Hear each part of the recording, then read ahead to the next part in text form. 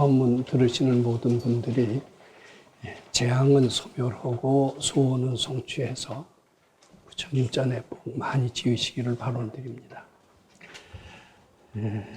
그 순서대로 오늘 말씀드릴 내용은 금강경 제10분이고 운하주며 운하항복기심 그런 수보리 존자의 질문 속에서 가장 결론이라고 할 수 있는 그 수도하는 보림하는 가장 결론이라고 할 수 있는 10분의 내용이 되겠습니다. 어떻게 보면 금강경 전체의 대의를 가장 아주 압축, 요약하고 있는 부분이 된다. 이렇게 말씀드릴 수가 있습니다. 우선 좀 우리식으로 그냥 한자를 아는 사람들의 상식에 맞는 그런 해석을 한번 해보도록 하겠습니다. 불고 수보리 하사대 부처님께서 수보리 존재에게 이제 말씀하시기를 어의운하오 열의 석재 연등 불소의 어법의 유소득부와 이렇게 물었어요.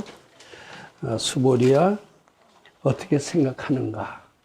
열애라는 것은 당신을 얘기합니다. 서가열의 당신이 석재 연등 불소에 연등 부처님이 계셨던 이제 과거 아주 오래 세월에 부처님이 출현하셨는데 아마 그 연등불이라고 하는 부처님이 세상에 출현하셨나 봐요.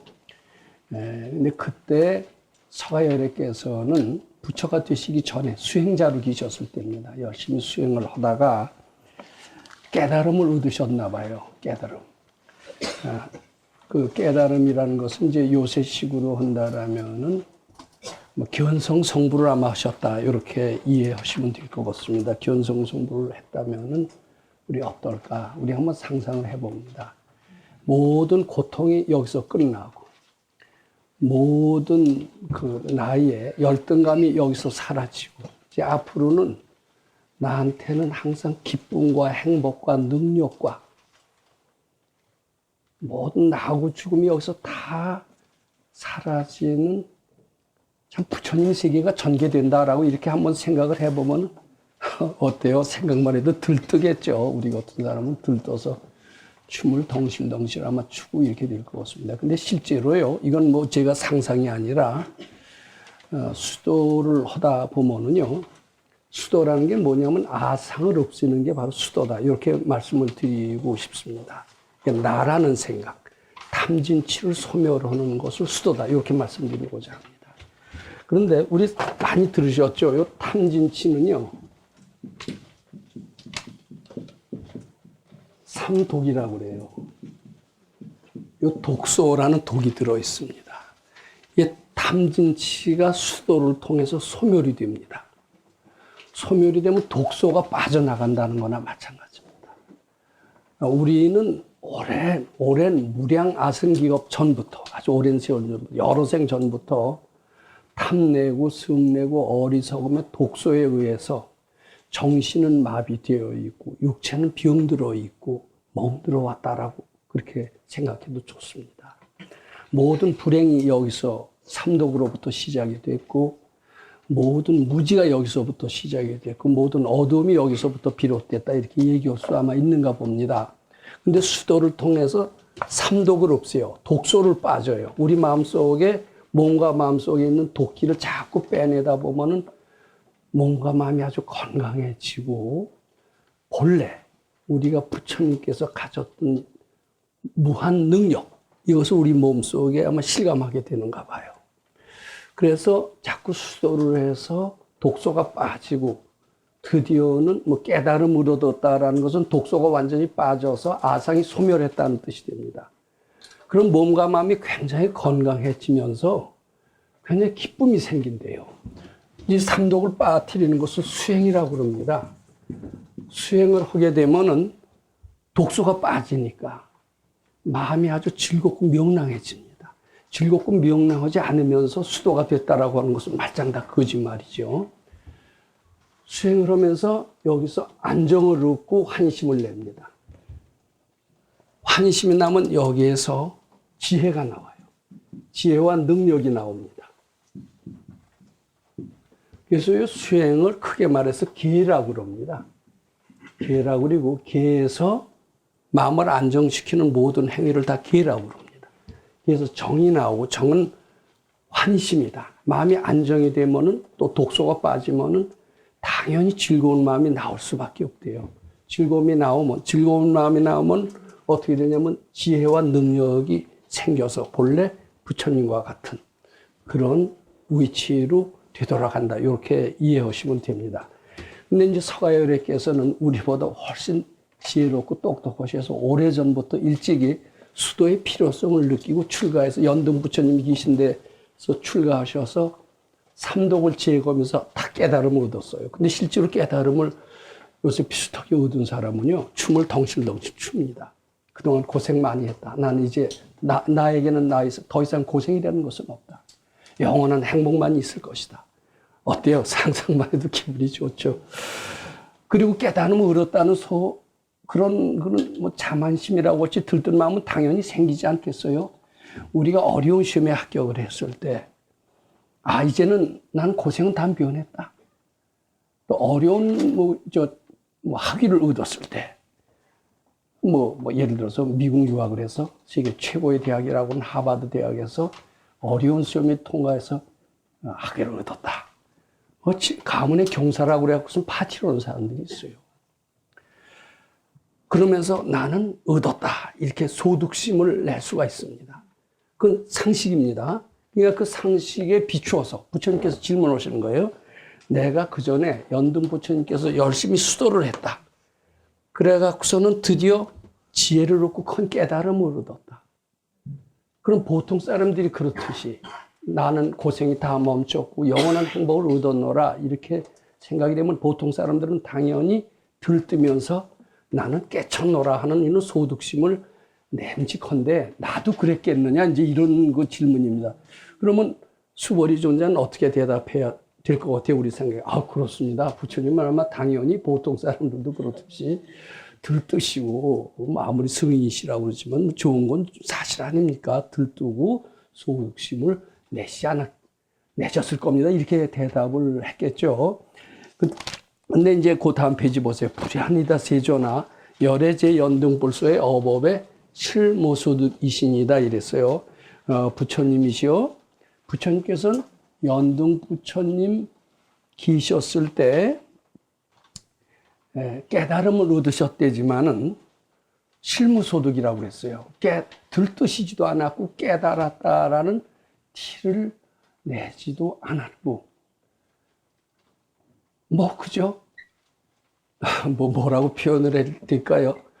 깨달음을 얻었는지 안 얻었는지 얻은 표시를 전혀 내시지 않으셨습니다. 이렇게 대답을 했어요. 근데 왜 이런 대답이 나올까? 이런 대답은 우리 상식하고 굉장히 틀립니다. 근데 이렇게 생각하면 어렵지 않게 이해할 수가 있어요. 우리는 본래 고생을 많이 하는 고달픈 존재예요. 아주 무지몽매하고 아무것도 모르는 존재에다가 노력 끝에 또 절치부심해서 난행고행 끝에 큰 깨달음을 얻어서 이제는 고생이 면했다 이렇게 된다라면 당연히 소득심을 내야 됩니다. 안 낸다는 것은 거짓말입니다. 근데 처음부터 출발을 나는 그렇게 열등한 존재고 무지한 존재고 그리고 가난하고 빈곤하고 이런 존재라고 생각을 안 할 수가 있습니다. 나는 본래부터 그런 존재가 아니다. 나는 본래부터 위대한 존재다. 그리고 당연히 행복할 수 있는 권리가 있다. 우리 아버지한테는 수많은 유산이 있다. 유산이 있는데 내가 뭐 때문에 그렇게 궁하게 매달리고 노력하고 큰 것을 얻기 위해서 절치부심하고 나는 이럴 필요가 없는 사람이다. 그런 사람은 어쩌다가 있다고 칩시다. 그런 사람은 큰 재산이 얻어지고 행복이 얻어졌다 하더라도 뭐라고 얘기를 할 거냐면 내가 얻을 것을 당연히 얻었지. 못 얻을 걸 얻어서 기뻐서 들뜨고 이럴 필요가 뭐 있겠느냐. 이런 판단은 가능할까요? 안 가능할까요? 근데 이제 보통 수도 오는 사람들은 자기가 본래 부처님처럼 위대한 존재고 더 이상 닦을 필요가 없는 존재라는 생각을 할 수가 없어요. 아주 열등한 존재고 무능한 존재고 고생 끝에 그렇게 모으는 좋은 거 얻어질 수 있고, 이렇게 좋은 거라는 것은 굉장한 노력과 고생을 통해서 얻어진다는 생각을 하고 있는 사람은 뭐가 깨쳐지면은, 뭐가 얻어지면은 당연히 들뜰 수밖에 없습니다. 근데 그렇지 않은 사람도 어쩌다 있다는 겁니다. 자기가 본래 많은 것을 가질 권리가 있다, 이렇게 하고, 자기는 본래 행복한 권리도 있다, 지혜로운 사람이 될 권리가 있다, 이렇게 하면서 수도 오는 사람은 뭐가 얻어졌어도 올게 오는 거고, 왔다고 해서 자랑할 것도 없고 들뜰 것도 없다, 이렇게 되지 않겠어요? 그런 사람이 어쩌다 있어요. 왜냐하면 본래 가진 사람은, 그리고 본래 능력이 있는 사람은 뭐가 하나 돼도 하나도 들뜨질 않아요. 근데 어떻게 해야 깨달음을 얻느냐 하면요, 자기가 열등하고 가진 것도 없고 능력도 없고 이렇게 이런 식으로 출발한다라면은 도통하기 굉장히 어렵다고 그럽니다. 자기는 본래 부처님처럼 모든 것을 다 가지고 있고 완벽하고, 그리고 실제로도 마음만 내면 돈도 쉽게 벌리고 공부만 하면 다 합격하고, 이런 자신감이 있어요. 자신감을 갖고 수도원 사람은 어때요? 뭐가 성취가 돼도 들뜨지도 않고 또 쉽게 됩니다. 그게. 이걸 잘 아셔야 돼요. 그러니까 출발부터 나는 거지고 형편없고 내 발자는 고생이 내 발자가 타고났다, 이런 열등감을 갖고 수도하시면 안 됩니다. 나는 본래 부처님처럼 부족하다, 뭐가 깨쳐졌어도 당연히 올 것이 온 것이다, 이런 자신감을 갖고 허라라는 뜻이 이 안에 포함되어 있어요. 건강한 사람은 그렇습니다. 근데 건강하지 않고, 제 경우를 자꾸 예를 드는데, 저 같은 사람은 뭐 하나 좋은 게 생기면요, 그죠? 좋은 게 생긴다, 내일 상장을 준다 그러면 전날부터 이제 잠이 안 오는 겁니다. 그 상장을 받으면 감지덕지하죠. 그랬던 적이 실제로 있어요. 근데 그러지 말라는 겁니다. 이런 거지 마음 갖고는 안 돼요. 그래서 우선 깨치려고 하기 전에 거지 마음부터 바꿔라. 내가 열등하다는 생각부터 바꿔라. 도인들은 그렇게 가르칩니다. 그래야 될까요? 안 될까요? 그리고 깨쳐지는 건 당연한 권리지 어쩌다 행운이 아니다, 이렇게 우리가 생각해야 된다는 겁니다. 이제 그 다음에 수보리야 어의운하오 보살이 장엄불토부와 이렇게 질문을 하십니다. 이제 우리식으로 한다면 수보리야 어떻게 생각하느냐? 보살은 이제 장엄불토라는 것은 이제 우리가 이제 이런 생각을 합니다. 이제 쉽게 얘기를 한다면 제가 금강경 오가해라고 하는 아주 큰 깨친이들이 금강경을 해설해 놓은 해설서가 있어요. 그것을 읽어보면은 그 중에 해능대사는 요 장엄이라는 말에 대해서 잘 설명을 해놨어요. 그래서 하나는 신장엄, 몸의 장엄, 또 하나는 국토장엄, 또 하나는 이렇게 해서 장엄을 쭉 얘기를 했습니다. 근데 이제 우리가 알기 쉽게 이렇게 생각할 수가 있습니다.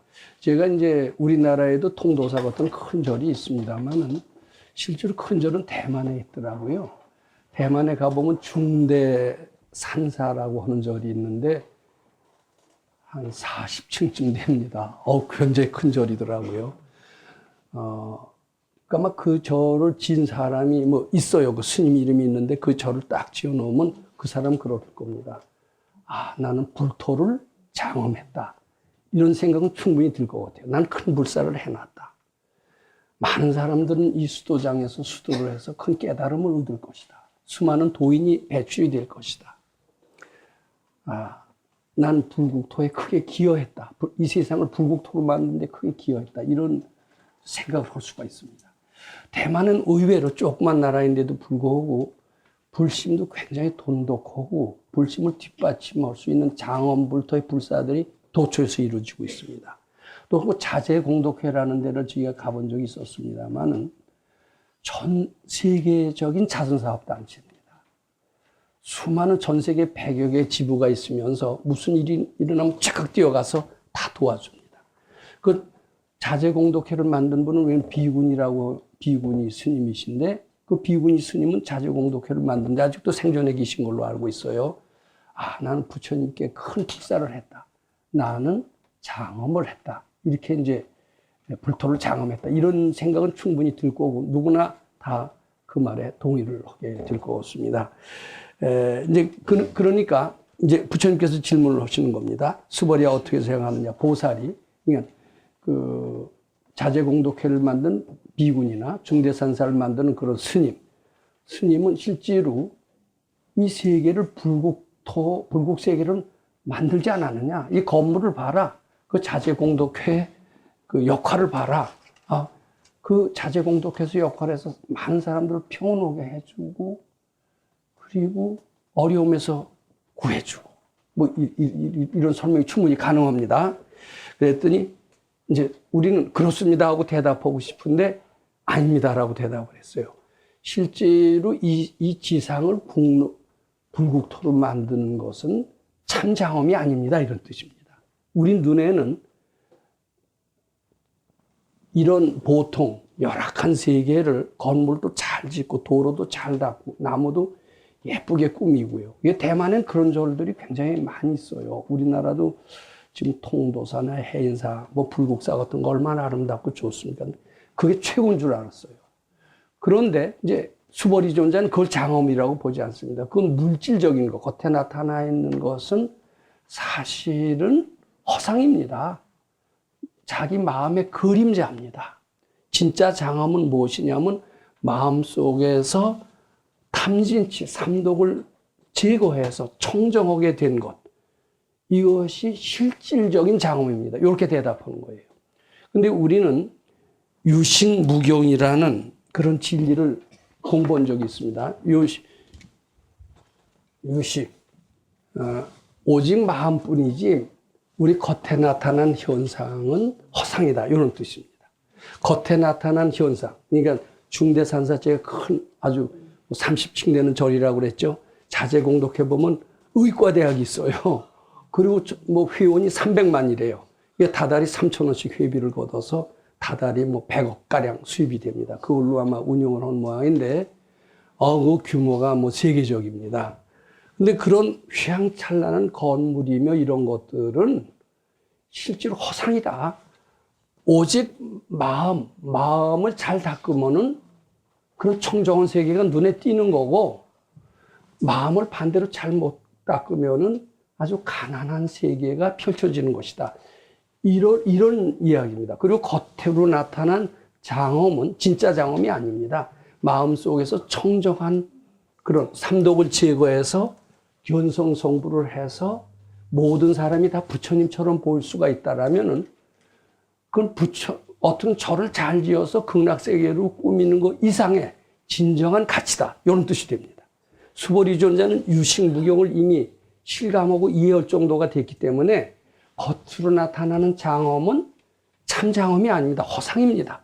지 마음속에 탐진치 삼독을 제거해서 이 세상은 그대로 극락세계로 보인대요. 탐진치 삼독을 가진 사람은. 또 반대로 말해서 이 세상이 지옥처럼 보이는 사람은 실제로 지옥이 아니라 자기 마음속에 삼독이 있다는 그런 뜻으로 이해하시면 됩니다.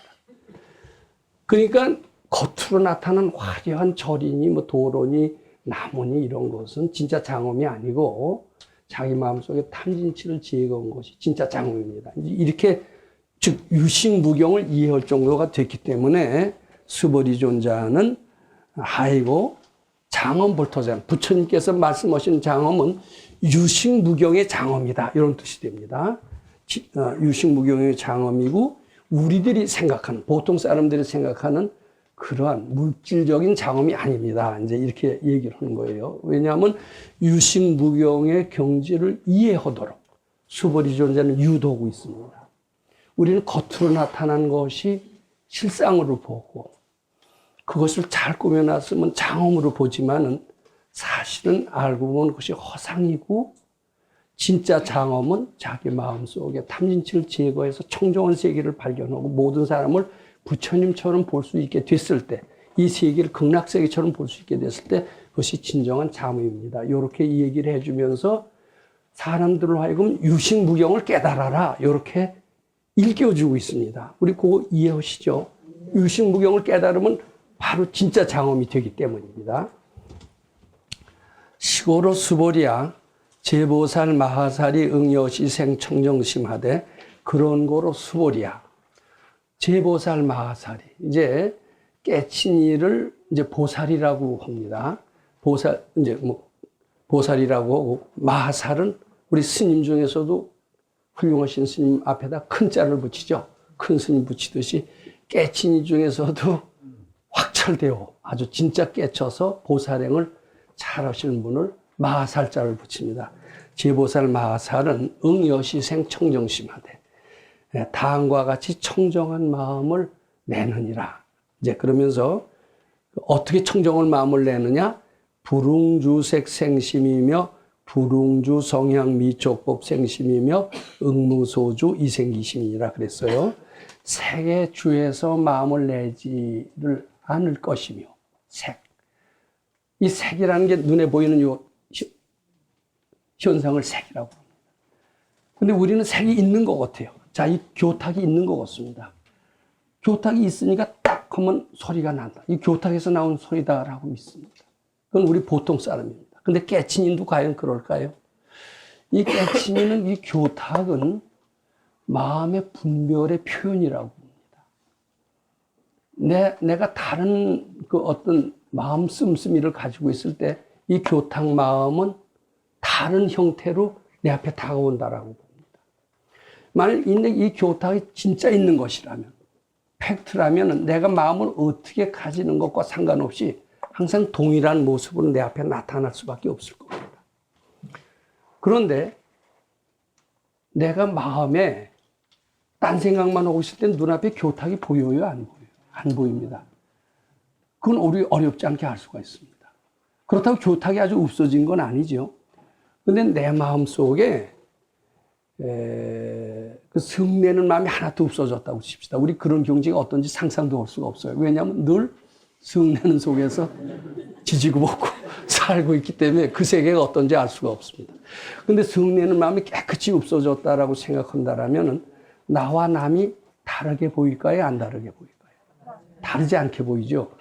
남과 나가 분명히 다르게 보이는 사람은 자기 마음 속에서 성내는 게 있다라고 보는 겁니다. 남과 나가 다르게 보이지도 않을 뿐만 아니라 이런 천지 만물과 나와도 다르지 않게 보인대요. 다르게 보이게 하는 그 근본 요인은 내 마음 속에 성내는 마음이 주범이라는 겁니다. 이 교탁도 그때는 나 앞에는 다른 모습으로 달랐어. 나의 분신처럼 보인다는 거예요. 상대가 상대로 보일 때는 내 속에서 성내는 마음이 있다는 이야기. 내 마음 속에서 성내는 마음이 다 사라졌을 때는 상대로 보이지가 않아요. 뭐 예를 들어서 남편이면 남편으로 보이지 않고 아들이면 아들로 보이지가 않는다는 이야기. 나의 분신으로 보여요. 다 분신. 다 둘이 아니에요. 둘이 아니면은 내 몸과 같다라는 뜻이 됩니다. 그래서 불교에서는 깨달은 이는 동체대비라는 말을 씁니다. 동체대비. 상대와 나가 둘이 아니라고 알고 한 몸으로 느낄 때는 그의 고통은 나의 고통이고 그한테 욕하는 건 나한테 욕하는 거나 똑같습니다. 그러니까 남 숭보거나 욕할 일이 있을까요? 없을까요? 없죠. 그런 사람들은 교탁을 보되 교탁으로 보지 않고 나와 둘이 아닌 이렇게 봅니다. 그래서 여기 불웅주색 생심이라고 그랬어요. 이제 색이라는 것은 눈앞에 보이는 어떤 현상들이죠. 교탁도 하나의 현상이 됩니다.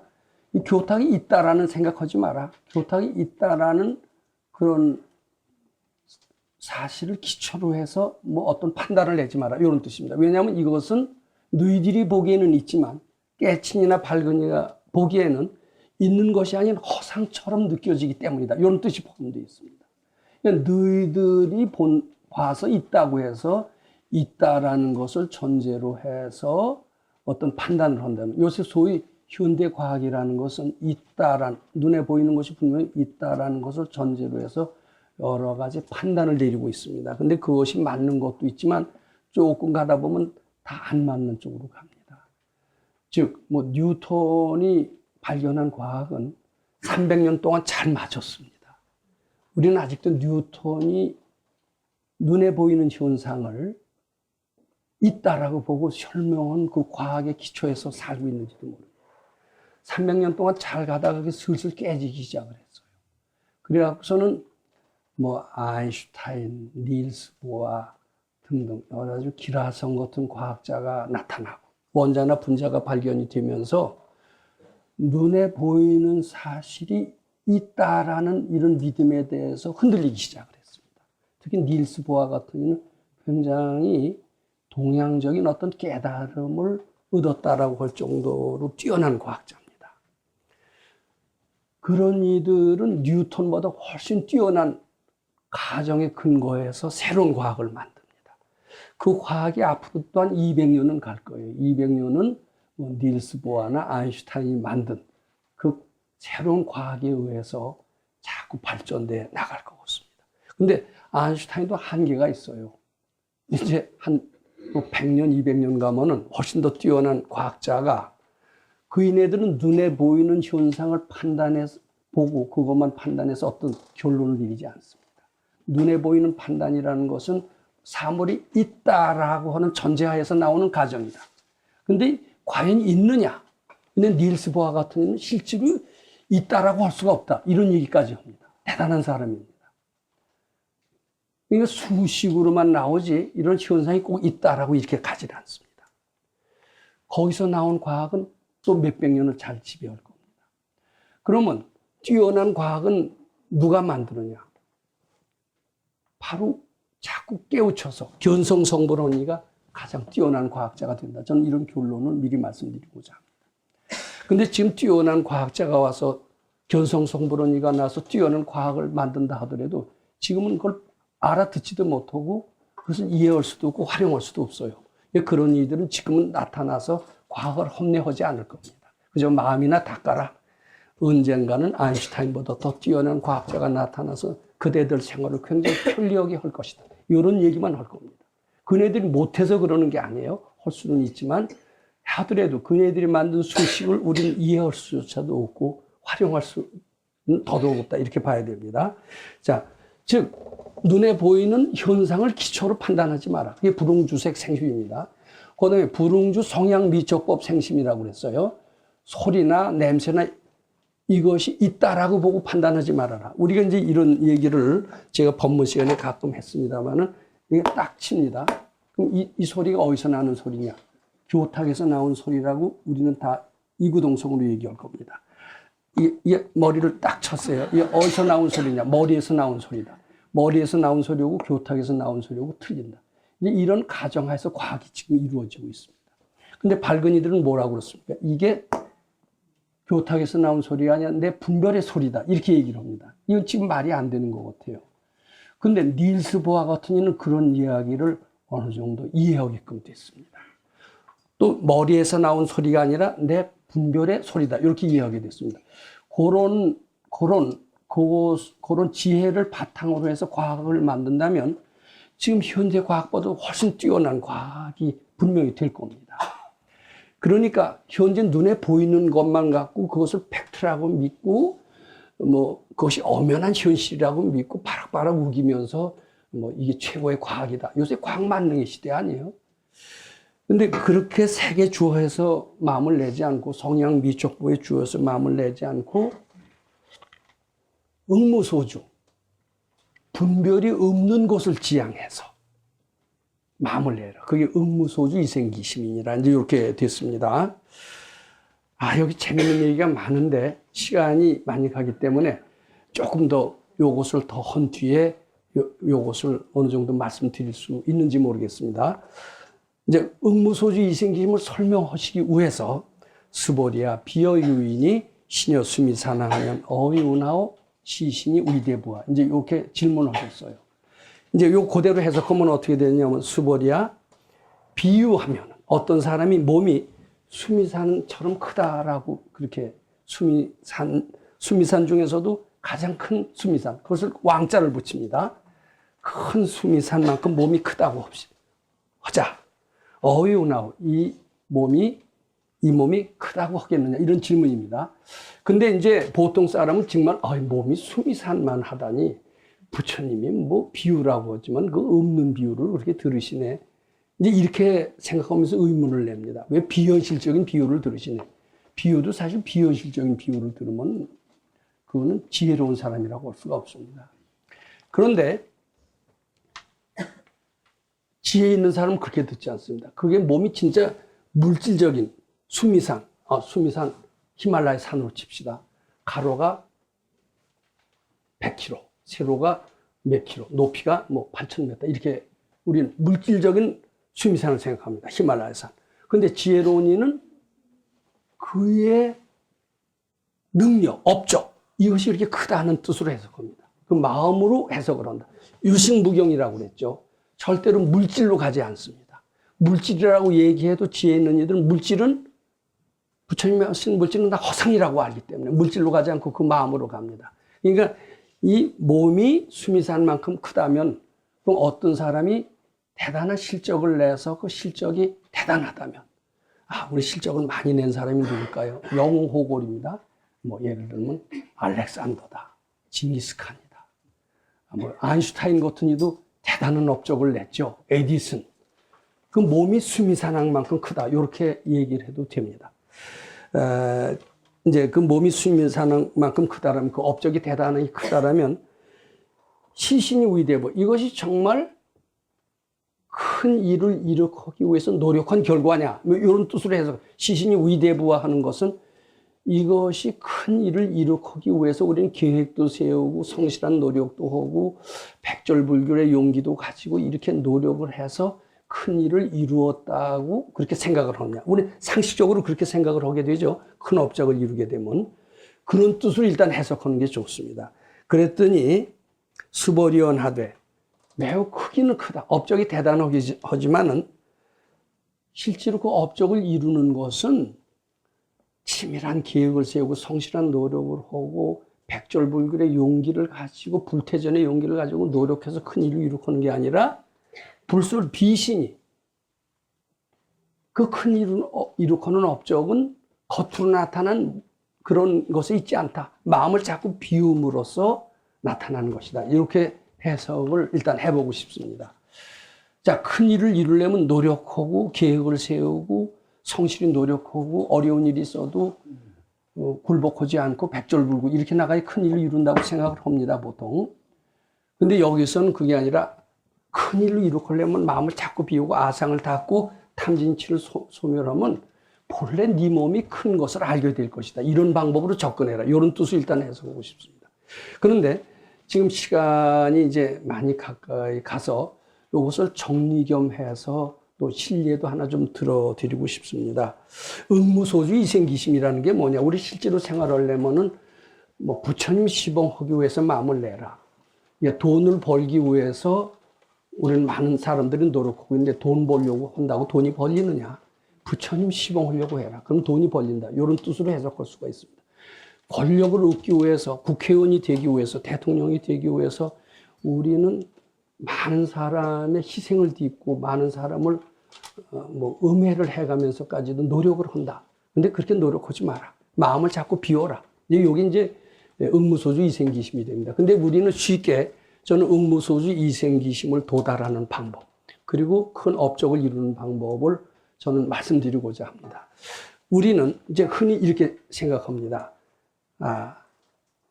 여기 누구 예를 들어서 죄송합니다만은 여기 한 보살님이 계십니다. 이제 누구의 어머니라고 칩시다. 그럼 누구의 어머니 그럼 대뜸 뭐라 그러냐면 그건 내 아들 네 하고 대답을 합니다. 이제 누구의 어머니라고 자기를 생각하는 사람은 무슨 뜻이 포함되어 있느냐? 나는 부처님 시봉하는 사람이다. 시봉하는 사람이 아니라는 뜻이 포함되어 있습니다. 난 누구의 부인이다라고 하는 순간 나는 부처님하고는 멀어져 있습니다. 나는 부처님의 제자가 아니다. 이 뜻이 포함되어 있습니다.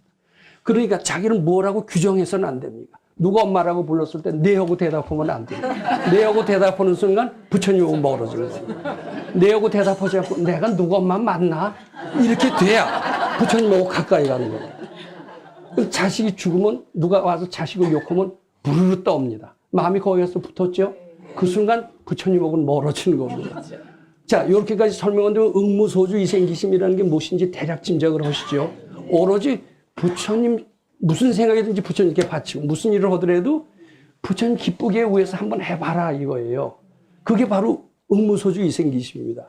그렇게 되면 천인아수라가 개응공양을 해서 무량무변 공덕을 얻는다는 겁니다. 제가 하나 실감나는 얘기를 꼭 들어드리고 싶어요.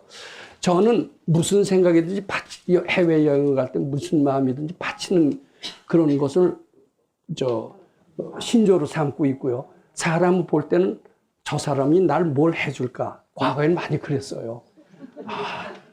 이쁜 여자가 미소를 지으면 저 사람이 나를 좋아해서 뭐 선물이라도 하려고 그러는구나 하고 이제 들뜨기 시작을 합니다. 근데 과거엔 그랬는데 이제는 바라거나 들뜨거나 러브콜하기 바라지 않습니다. 내가 항상 주려고 그래요. 제가 몇몇 분하고 스리랑카 여행을 갔어요. 거기 가서도 아침에 금강경이 있고 무슨 생각이든지 부처님께 바치고 그리고 만나는 사람마다 뭘 베풀려고 했습니다. 뭐 한 200달러를 갖다가 10달러, 1달러짜리 쭉 바꿔서 퍼줄 수야 없죠. 근데 달라는 사람 오면 계속 주는 겁니다. 근데 그 불치사라는 데를 한번 갔더니 부처님의 치아예요. 치아사리가 아닙니다. 실제로 치아예요. 국보가 돼서 나라의 전쟁까지도 했었던 데입니다. 스리랑카는 사화여력께서 생전에 5번이나 오셨대는 상당히 성지라고 생각하는데 인도는 지금 불교 신자가 없습니다만 스리랑카 6할이 불교 신자입니다. 거기 있는 가이드한테 스리랑카 사람입니다. 불치 예비할 수 있냐고 그랬더니 웃기지 말래요. 여기는 수억 달 전부터 와서 신청을 해야만이 얻을 자격을 있고 그 사람들 중에서도 추려서 보낸대요. 그래서 이제 포기를 하고 그 대신 저는 하는 일이 뭐냐면 불전마다 10달러씩 놓고 이렇게 쭉 하는 겁니다. 그러다가 그냥 물러서기가 못해요. 여기 그걸 보러 온 건 아니지만 그래도 우리가 원세여서 듣던 경험이 너무나 많거든요. 원도 한번 좀 세어보는 게 어떠냐. 그리고 또 한번 가이드한테 물었어요. 어떻게 또 한번 가서 얘기라도 해봐라. 저 스님 괜찮은 큰 스님 같은데 가서 한번 얘기를 해봐라 그랬어요. 그랬더니 그때 가서는 뭐라고 얘기를 하는 것 같더라고요. 근데 그 스님이 일단 저녁 때 한번 와보래요. 그래서 정말 되나 안 되나 반신반의하면서 저녁 때까지 갔더니 아주 저녁 때도요, 인산인해를 이루고 있습니다. 그 예배하는 사람으로서 맨발 벗고 들어가게 해요.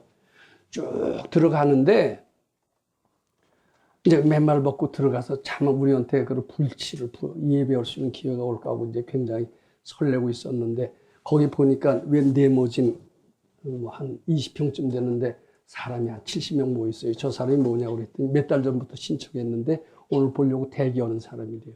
이제 우리는 뭐 보나마나 안 되는구만. 구경이나 하고 김치국이나 먹고 사라져라 이런 뜻으로 불러라 이제 그런 생각으로 갔어요. 그랬더니 제가 부탁하라고 했던 그 스님이요. 그 스님이 내 곁으로 오더니 들어가래요. 진짜 들어가는 건 이해가 안 되더라고요. 제일 먼저 들어갔어요. 제일 먼저 바로 와서 그러면서 내 귀에다 대고 그 영어를 곧잘 하거든요. 정확한 기억은 좀 그런 것 같아요. This is very rare occasion. 너 대단히 드문 케이스에 넌 선택받았다 이런 거예요. 영어로 그래요. 그래서 우리 일행이 다 5명이 제일 먼저 들어갔습니다. 이게 놀랄만한 일 아닙니까? 근데 이제 거기서 끝나지가 않더라고요. 제가 이것은 오로지 부처님 드리는 마음으로 이룬 기적이라고 생각합니다. 그랬더니 초면이죠. 그 스님은 초면인데 저녁 때입니다. 나무라고 그러더니 자기네 절로 데려가야죠. 스리랑카 절층 구경했습니다. 우린 뭐 초면이에요. 그러더니 가이드까지 다 따라가서 저녁인데도 껌하더라고요. 우리나라 절은 뭐 의시시하고 가난한 나라니까 그래요. 다 갔더니 거기 남방불교에서 스님들이 기회를 줄 때 여기 손에다 뭐 묶어주는 게 있습니다. 그거 우리한테 다 묶어줘요. 거기 있는 스리랑카 가이드도 불교 국가지만 그 스님한테 그런 걸 취임받았대요. 우리 덕분에 받은 거예요. 그러니까 얘가 우리를 우습게 보더니 그들이 우리를 보는 게 다른 거예요. 그 뒤로 아, 우리가 어떻게 이런 은총을 받을 수가 있나. 그리고선 그 이튿날 또 찾아갔더니 알고 봤더니 대통령하고 같이 찍은 사진이 있어요. 이게 대단한 스님이더라고요, 보통 스님. 제가 그걸 지금도 저희 방에다 걸어 놓고 있습니다만은. 자, 이제 거기서 끝난 게 아닙니다. 제가 그 얘기를 여기서 다 하고 싶지 않지만 그 바로 돌아온 그 이튿날 같이 간 한 분이 오랫동안 차장으로 근무하다가 그 이튿날 바로 10년을 차장으로 근무하다가 여기 계신 것 같아서 제가 좀 죄송합니다만 바로 그 이튿날 부장으로 또 진급이 됐잖아요. 그것도 좋은 회사에. 자, 근데 제가 이제 이것을 말씀드리는 게 저는 이제 늘 누구의 아버지도 아니고 누구의 뭐 남편도 아니고 나는 부처님 시봉하는 사람이다라는 것을 늘 하고 있었습니다. 누구 아빠 그러면 저는 네 하고 대답 안 합니다. 아, 내가 누구 아빠 만나 이 정도는 됐습니다. 그리고 늘 부처님 시봉하는 사람이다라고 한 것이 부처님하고 가까워진 거예요. 그리고 천인아수라가 개헌공유한 거예요. 그리고 만나는 사람마다 나와 둘이 아닌 것처럼 오면서 제가 베풀어 준 거예요. 근데 그런 것을 딱 한 번만 체험했다면 뭐라고 하실까요? 그거 한 번 체험한 거 갖고서 뭐 대단한 거라 알고 잘. 근데 마음만 내면 그 뒤로 다 되더라고. 무슨 마음을 내느냐? 응무소주 이생기심 오면 천인아수라가 개헌공이에요. 그리고 큰 일을 이룩할 때는 그전 같으면 어때요? 계획을 딱 세우고 목표를 세우고 어떤 노력을 하고 이래요. 이제 전 그렇게 안 합니다. 이제 바치기만 하면 돼요.